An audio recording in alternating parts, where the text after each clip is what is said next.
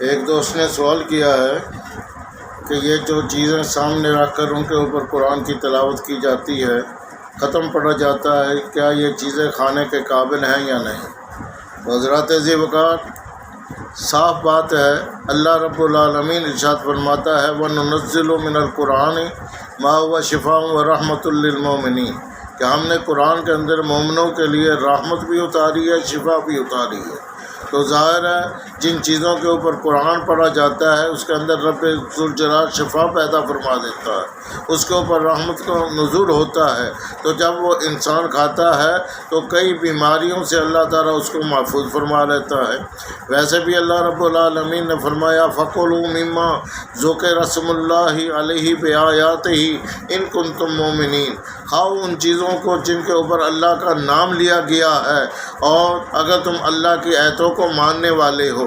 تو یہاں پہ صاحب علم یہ اعتراض کر سکتے ہیں کہ یہ آیہ کریمہ تو جانوروں کے لیے ہے۔ میں ان کو یہ بتلانا چاہتا ہوں کہ دیکھیے ایک بکرا ہے جو پہلے حلال جانور ہے، لیکن آپ اس کو ایسے کھا نہیں سکتے جب تک اس کو ذبح نہ کیا جائے گا۔ اللہ کا نام لے کر ذبح کریں گے، اس کے بعد اس کا گوشت بنایا جائے گا، پکایا جائے گا، پھر جا کر وہ تمہارے کھانے کے قابل ہوگا۔ ہاں جی، تو اسی طرح یہ چیزیں جو پہلے ہی تمہارے کھانے کے قابل ہیں، جب ان کے اوپر قرآن پاک پڑھا جائے گا تو وہ چیزیں اور زیادہ نور مارا نور بن جائیں گی، باعث برکت بن جائیں گی۔ اس کی مثال یوں سمجھ لیں کہ ایک آدمی نے نماز ظہر کے لیے وضو کیا ہے، اب اس کا وہ وضو برقرار ہے، نماز عصر کا وقت آ جاتا ہے اور اس نے نماز عصر ادا کرنی ہے۔ مجھے بتاؤ کہ آیا اسی وضو کے ساتھ وہ نماز عصر پڑھ سکتا ہے یا نہیں؟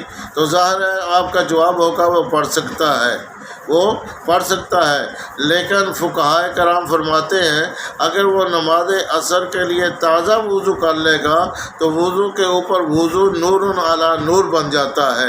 تو اسی طرح بلا تمثیل جب ان چیزوں کے اوپر اللہ کا قرآن پڑھا جاتا ہے وہ چیزیں اور زیادہ باعث برکت بن جاتی ہیں اور کھانے کے قابل ہو جاتی ہیں۔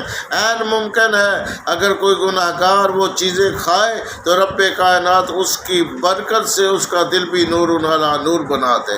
اللہ کے خزانوں